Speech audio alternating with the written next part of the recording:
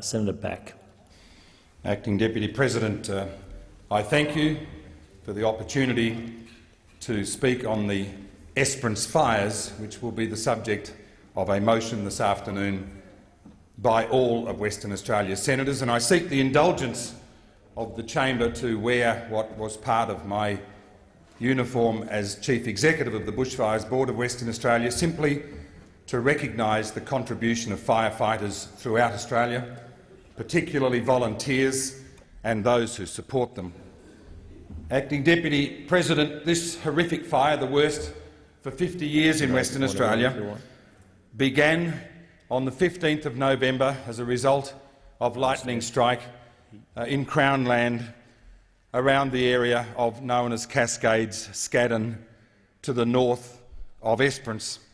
And over the last few days there have been three major fires: the Cascades Scaddan fire of some 137,000 hectares, the Merivale fire to the east of Esperance of some 18,000 hectares, and further to the east the Cape Arid National Park was the subject again of lightning strike and fire of some 160,000 hectares, totalling in excess of 300,000 hectares burnt.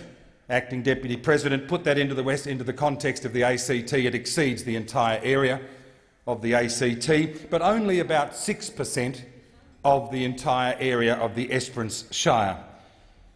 I want to record my condolence at the death of 4 people in the Scaddan Cascades fire. Firstly, Mr Kim Curnow, better known in his local community as Freddie, and I offer my condolences to his widow Roseanne, to his children Tom, Riley and Emma. Curnow died, Acting Deputy President, rushing around in his local community from farm to farm, trying to warn people of the fire that was approaching, trying to stop people in vehicles and turn them around.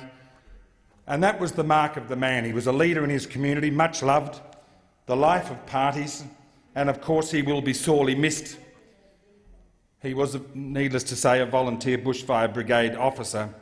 The others who lost their lives were 3 Europeans working on a neighbouring farm: Julia Korslicht from Germany, Anna Winther from Norway, and Tom Butcher from the UK. And they died in their efforts getting away from the fire, in fact with a horse on board in a float, and tragically they turned into the face of the fire rather than away from it, and they also lost their lives, and I offer my condolences.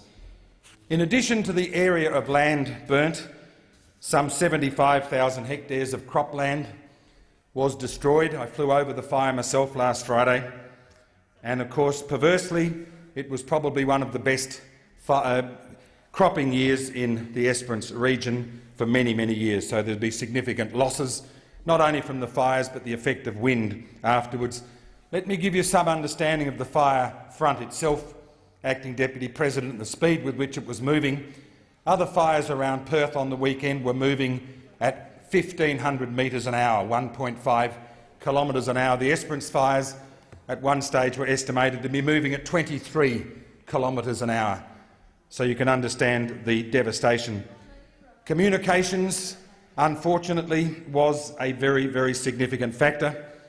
Lack of capacity for mobile phone communications. And it is perverse and tragic because in that area of Esperance, the largest single number of towers to cover black spots has in fact been approved, but they're obviously not yet in position.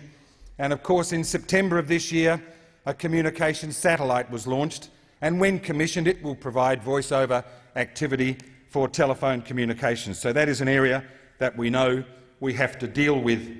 And it's so tragic, as one lady said to me on Friday from that area of Scaddan. She said, "I haven't spoken to my husband or my sons for the last 4 days. They're out fighting the fires and I don't know where they are and they can't communicate with us."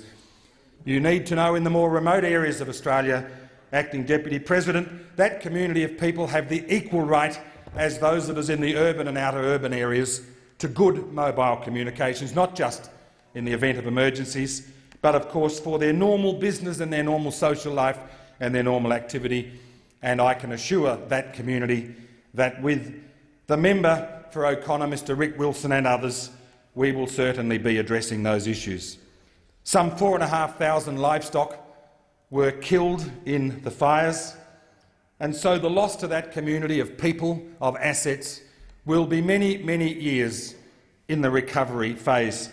I want to speak of the value of the volunteer brigade members, and I also want to speak to the communication with the Department of Fire and Emergency Services personnel in Esperance. I had the opportunity on Friday to attend the meeting convened by the Incident Controller, and I want again, with my hat from the CEO of the Bushfires Board Days Acting Deputy President, to impress on everybody as we go into this fire season that the respect for and the communication between volunteers and paid personnel must be of the highest level.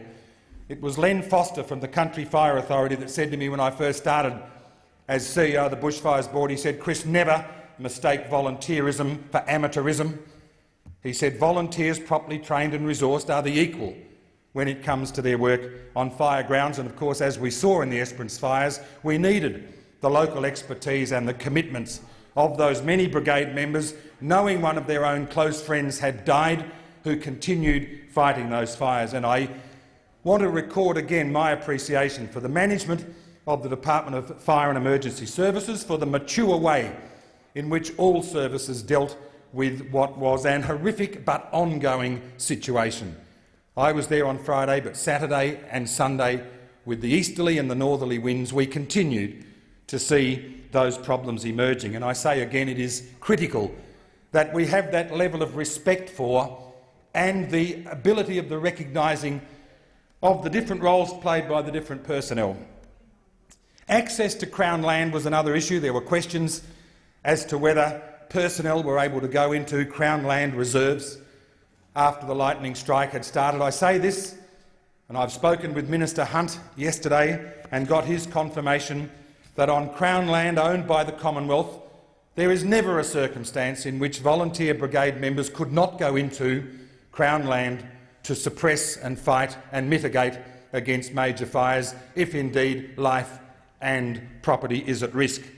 I haven't spoken in the last few days to the State Minister for the Environment, but I do recall the days which I administered the Bushfires Act in Western Australia, and I say again in this place, Acting Deputy President, there should never be an instance in which a well-meaning, properly trained and qualified volunteer cannot go into the land owned by others, be it military, be it Commonwealth, be it state, to actually suppress bushfires that will place other properties at risk. And I give that undertaking whilst I am here in this place. I will never allow a circumstance for such a person to be the subject successfully of litigation.